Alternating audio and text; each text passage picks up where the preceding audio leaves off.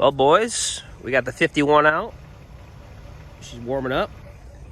We got ourselves a new rear ends. I had a broken bolt, though, because to make a little squeaky noise that I didn't like at the spot I went and picked it up from, but once we moved it around a little bit and got the oil on there, it's quieted itself up. But this is a ZR2 S10 rear end. It is a single legger. It's on the earlier ones. It's got a factory panhard bar, so maybe we can utilize that. Oh yeah, welcome back to the channel.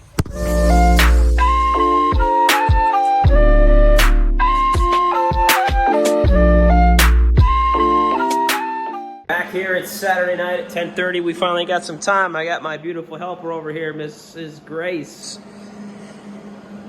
When I went to go buy this thing off the guy, I heard like a little bit of a noise, so I wasn't too sure exactly what it was. So we pulled the cover off to make sure that there was nothing inside that was busted, and this top bolt here broke. The rest of them came out, which is awesome. I'm not super worried about that. I did just put a tack weld on there. I'm gonna try to weld a nut to it to back it out, get some heat to it. If I can't get it off, I don't think it's the end of the world. Since it's on top, I probably could just goop it when I put the gasket on. And the other two side bolts here, I don't think the top's gonna leak. I mean, you never know, but it shouldn't, but who knows? It shouldn't have any pressure. Obviously, it has a bleeder on it. But I'm gonna try to get this bolt out.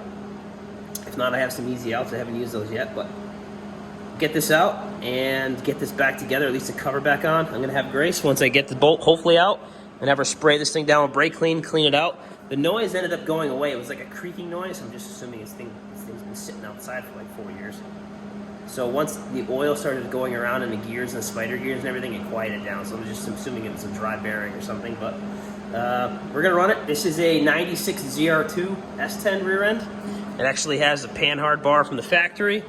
It is a 8.5 inch pumpkin.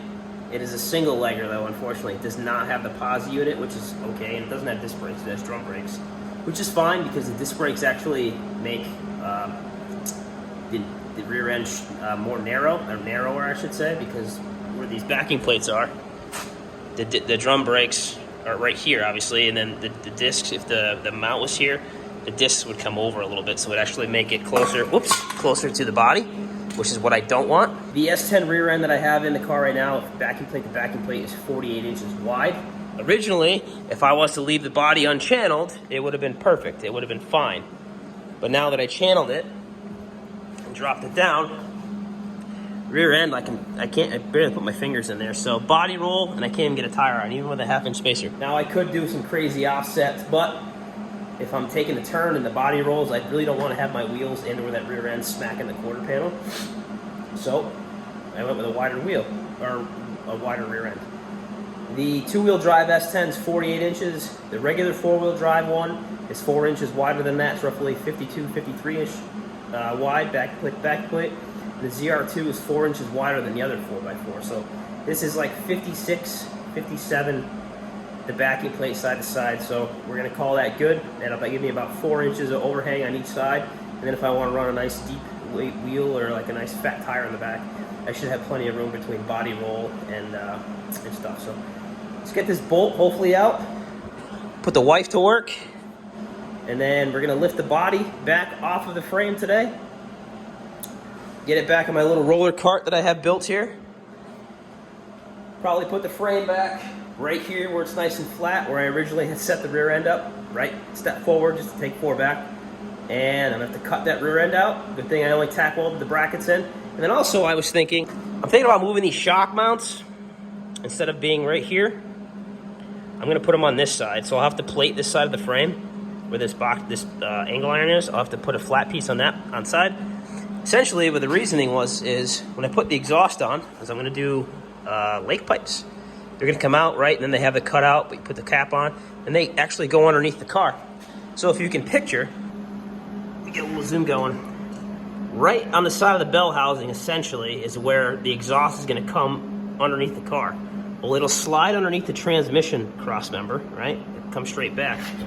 Straight back is the shock mount, which is right here, if you look. So if I move this on this side, which there's plenty of room in here, I got about 6 inches. That's only like maybe 3.5. Then I can literally just get straight tubing, excuse me, and run straight back. and come out here. Cut a hole, make my exhaust come out this way. Now I could go be cool and, like, you know, bend it up over the rear, but I'm probably just gonna send it straight and then just make a flange somewhere in the middle to where it unbolts and comes out if I gotta drop the rear end out. I don't know, we'll figure that out when we get there, but I am definitely gonna put these on this side, and then I'm gonna see if I can utilize that factory panhard bar somehow. Obviously not that big ass long tube, but maybe if I can use my mounts and figure out a way to adapt it to that, that'd be awesome. I also read that you're not supposed to use aluminum for panhard bars, so looks like I'm gonna have to buy a metal one or make one. But let's get this nut out, let's get to work.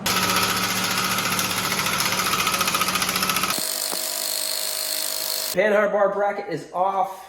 I cleaned, Grace and I, she helped me, 3 cans of brake clean through the whole rear axle. The rear end was making some like weird clicking noise. I think it's got a dry bearing in the pinion. When I first got it, which is why we opened, I don't know if I said it earlier, that's why we opened the cover. It was making a clicking noise and I didn't like it, but this thing's been sitting for probably 3 or 4 years. I got it off a guy that had a bunch of S10 parts, no different than me going to the junkyard and getting one, right? So it sat, and it was making a weird, like, clicking noise in the pinion. Let me see if I can get it to do it now.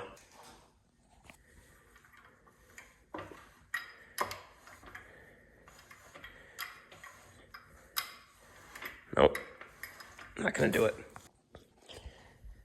So we took the cover off because I wanted to see what it looked like inside, if there's any, you know, grinding, rusty gears or anything was bad. And when they did that, the top bolt broke right here. I'm not too worried about it because these two here, and if I goop it, I don't really think that's gonna leak. I don't foresee it leaking. I don't think it's gonna be a problem, but you never know. I drilled it. I tried to use an easy out. That thing broke. I tried to weld to it. There's not enough to weld. So when I was welding, it was built up a little bit. So I ground it down a little bit. It's a rat rod, right? So I do have a gasket for it. I'm not sure if this gaskets on these S10 rears have to cover this port here. I'm not sure if the gasket goes around and it leaks back in. I'm not sure if that has to be covered. So I don't know if I can just goop it only. I don't know if I have to run a gasket. But essentially, this thing's clean. I got new bolts and I retapped with the threads. The part that blows my mind is this is a 96 rear end. Everything's metric on it except for the bolts into the rear end. They're still 5/16. I don't know. They're 5/16 18 thread. Everything else is metric, but hey, I guess they did something right on that, right? I have a little bit of Permatex gray left here. I assume that's probably going to be enough to do it. I don't really go crazy when I goop it on, but at the same time, I don't want to friggin' put it on and run on. I mean, I have red RTV silicone, but I like to use the gray stuff. I use the gray on like everything. I did it on the rear end, on the 9-inch, on the 51. I did it on the oil pans, on my old Cobalt SS's, my turbo builds. Literally just throw that on, let it sit for an hour, then torque it down, let it sit for 24 hours, and then fill it up with fluids. So I think that's honestly what I'm going to do with this. Tomorrow morning, I'll get up early. I'll get some gray silicone. I'll clean that one more time. I put this thing back on, clean up the back of the cover there, torque it down, let it sit, and then tomorrow, hopefully, I can get the body back up off the frame, put the 51 outside, and as you remember before, I raised the body up on these things with 4x4s. Really sketchy to get it up high. Roll the frame. I'm going to put the tires back on once it's in the air. Get the body forward, or the frame forward, and then this part here, my garage is completely flat. So that's where we're going to put this in. But while that is drying, let it dry for an hour or two so at least skims over and gets hard. I'm going to have Grace cut these brackets off for me. She wants to help so she can grind up and clean this to get it to the point to where I can start welding on it to put it back in the car. So I'm going to have to take Miss Beauty outside because all this grimy stuff and she's getting all dirty. So we have to give her a bath tomorrow at some point. We took a step forward. We got the body kind of where it's going to be just to take steps back. I need a wider rear end now. Not a big deal. I'm hoping that those drums fit on there. If not, get a whole new brake kit. Definitely going to do all new brakes on everything, but I want to get it to the point where this thing's rolling. I'm pretty excited that this has a regular U-joint now, so now I can just go find a drive shaft for a Turbo 350 or a Saginaw and have it shortened to fit this particular rear end. So, with that being said, I'll see you guys in the morning. Back out here, it's the next day. Defeated by this bolt, can't get it out, so you know what we're gonna do? We went and bought ourselves some black Permatex, and I have the gasket. We're gonna goop that thing up and just tighten it up. And if it leaks, which I don't think it's going to, it's the top bolt, then I'll probably drill a hole 1/2 inch over, drill a hole, tap a new bolt in there, or maybe I don't know, I'll figure it out. But let's get this scooped up, and then we're gonna go wash the 51.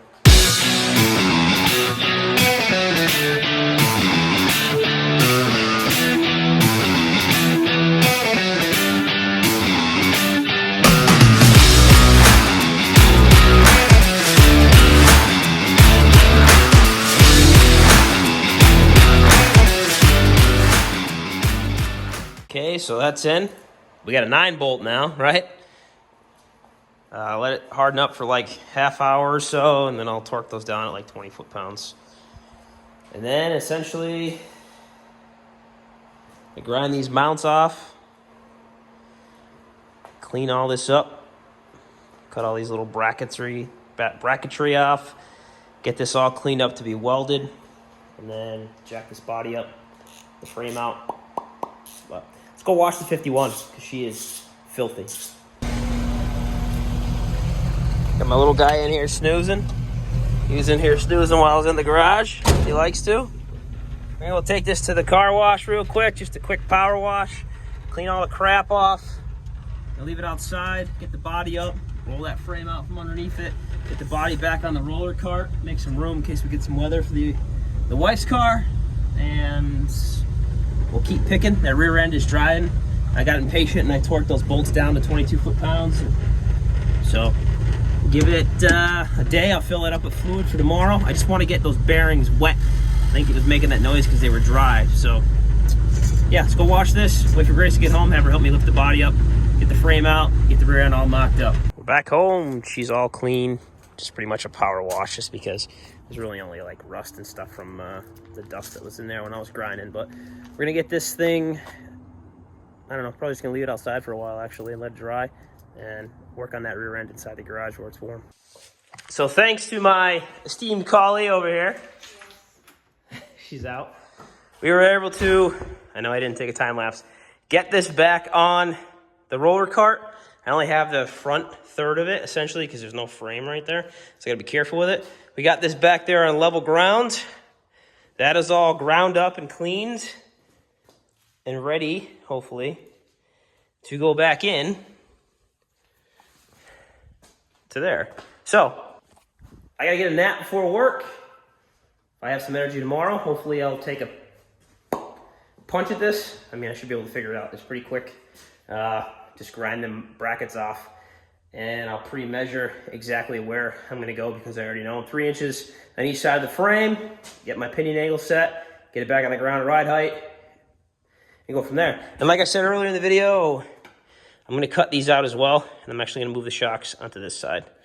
And then I've noticed these right here were the factory panhard bar that came with it. So essentially, there's like a bracket welded on there that gets caught in this little notch, and it prevents this from rolling, and then it gets clamped in. But I was thinking maybe instead of welding the angle iron, I can utilize this to make sure it's nice and smooth, and get it flat there, weld to this. That way my panhard's that way. Or figure out a way to use the factory mount. The only thing is there's not a ton of space between the frame and there, so I'll figure something out. Like I said, step forward and take 4 back. I'm gonna have to change a couple of things, and I'm gonna ditch the aluminum panhard bar. I do have some more chromoly steel and a tap and die, so maybe I'll try to redo the 5/8 thread on another piece, or maybe I'll weld it to the top of the differential. Not too sure. Hopefully my finger's not catching the camera there. It's definitely true. That's definitely fucking cool. Should ask how much they fucking want for this. Little junkyard diving, and we might have to come back and take this rooftop for the old Model T. Well, I don't know, what do you think, 30 Chevy? Somewhere around there. 30, 31. Yeah, somewhere around there. Pretty cool. Yep, this one here, we got a little 30 Buick, and Mr. Topless Tree himself. Definitely, I'm surprised the 3 of these things are actually here. Me too. It's like everything is new. Oh yeah, true. All the other stuff over there too. We even got a 55 Bel Air here too. Really surprised about as well. A 3-speed Saginaw. Back from the junkyard. No, I didn't buy that Chevy. That's just a little teaser alert / clickbait. But we are back here with the Model T. So, got this thing off the wheel dollies. What we're gonna do is support the frame. We're gonna get all this unbolted, and we are going to get those brackets cut off of that rear end, get them cleaned up, as well as mark that out. So if you remember on the video a long time ago, this is 28.5 inches from mounting point to mounting point wide where the rear end is, right? Sorry, where the frame is. And then I did 3 inches on each side for the bracketry. So you're 28.5 plus 6, which is, if I did my math right, 34.5. And that rear end is 56 inches.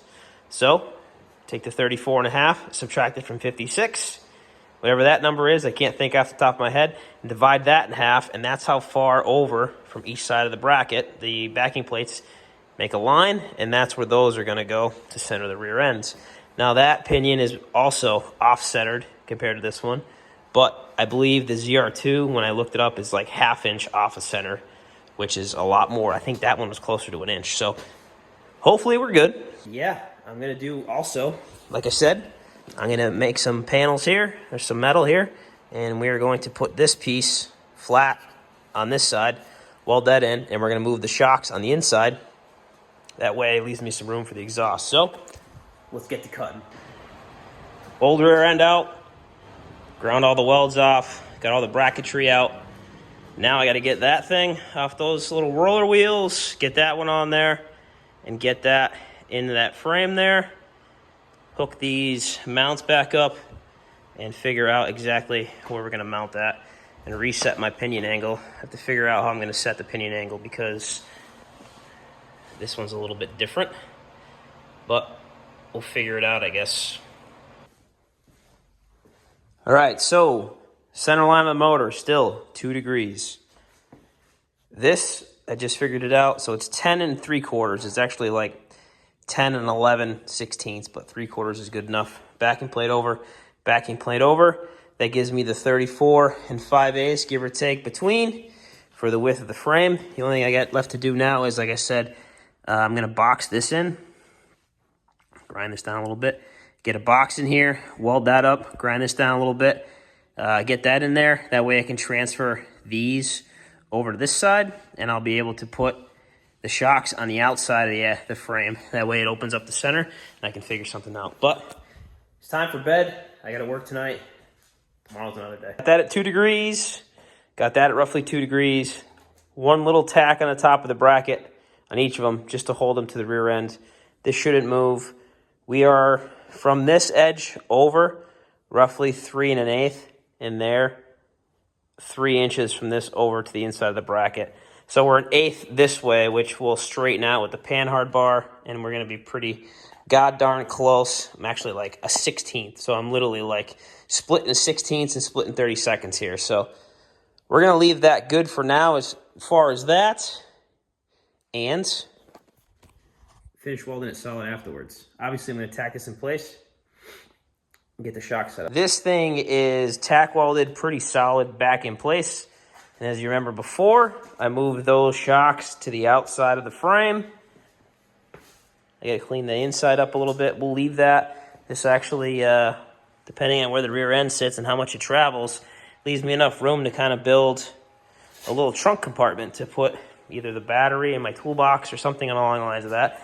So I just centered up the rear end. I do have a steel panhard bar coming. Actually made this bracket a little bit nicer, I guess you could say. I rounded it and kind of formed it to the axle because it is stepped. These ZR2s are 3-inch, and they step down to a 2 5/8. So they do have a bump in it, so I kind of ground it down and I angled it a little bit so if it does travel up, it doesn't hit the side of the frame rail. It's where the radius rods go to here are equal, and then from the outside of this to the frame rail down, I got like 3 1/4, and that's about 3 1/4. I mean, we're splitting like 30 seconds here, so it's pretty doggone centered if you ask me. So, pinion angle is roughly 2 1/4-ish down. So if you're looking at it this way, it's 2 1/4 like going up, and that is about the same, 2 1/4-ish. And this doesn't move much with weight on it. So I'm hoping that we're within like the 1 degree working order. If not, obviously the radius rods here, they're fully adjustable. I'm not sure what I'm gonna do next. I kind of have an idea of putting this back on and finishing all the framework to get it solid. And then I also want to grind off this cowl here. Hopefully by moving that, everything still fits. I think it's going to fit. It should fit. The only thing I'm kind of worried about is the radius rod is a little bit wider now than it was before by like 1/4 of an inch. I don't think it's going to make a difference. But I am worried a little bit about it hitting like the frame in there. But if anything, I just grind that out, clean that up. So I think we're going to end the video off there as far as for this. I have that ZR2 rear end pretty much welded in, and it should support the weight of the body, so I'm not going to record me putting the body back on again.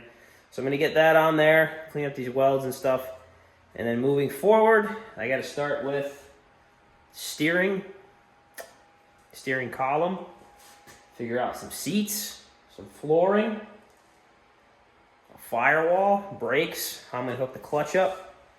I got to get a clutch, I got to get a throw-out bearing. I saw a comment on one of the previous videos how you were curious of what I was going to do as far as pedals, like my pedal assembly. I'm going to do, I think, a floor mount hydraulic clutch and hydraulic brake, obviously, underneath the frame type deal. I found a kit for the Saginaw 4-speeds that Speedway sells, and Jags has them, everyone has them. So it's to convert throw-out bearing to kind of like an LS style, like on a T56 or anything like that, where essentially the throw-out bearing becomes a slave, and then you just get a clutch master, and then you bleed it, and that's essentially your pedal. I don't want to make linkage. I like hydraulic clutches. Yeah, I know they're prone to leaking sometimes, but it is what it is. I want to run that. I want a nice buttery smooth clutch pedal. Yes, it is a rat rod, but I like to drive. And I don't know if you remember, essentially where I was sitting before, the clutch pedal and the brake assembly, they have a 2-part kit. A lot of places sell them. TCI makes one, and there's some online. They fit right in this area, except that the one that I think I would go with is probably going to be too wide. I'd have to modify it. So what I was thinking is get the single brake master with the power brake and run that itself right here. That gives me enough room for the shift linkage and the shifter. And then where the body actually mounted was roughly around here. So with that being said, I could probably make a bracket off the frame, maybe come down a little bit or something since the channel blocks it. But make a bracket here and make my clutch pedal. I think they're like 6 or 7 inches tall. So, I mean, if I come down, run, this is 3 inches, run box tubing on the bottom, gives me at 2 inches. I'd probably be up about 4 inches or so, 5 inches. That should be enough for me to kick the pedal there, kick the brake pedal, and then essentially the gas pedal will probably be somewhere closer to the transmission or bell housing. I'm not sure exactly where it's going to fall in here, but that should give me enough room to run some sort of pedal system. I also make a dual mount floor system that has clutch and brakes in one. I don't know how much room, I can't remember exactly how much room I have where my feet are going to go up to. I guess I have a bunch actually underneath the cowl there. But I'm going to get the body back on, do some measuring, and then essentially it's clutch, all that stuff, and start making that steering and everything like that. I guess I'm going to start on the small block, putting it back together 50-50. I got so much stuff to do with fabrication and stuff too, still for the floor and everything. So, I don't know. We're ending it off there. I'm not going to keep rambling on forever. I'm sure you don't want to listen to me. Yeah, thanks for coming back. Like, comment, subscribe, share the channel. Let me know what you think.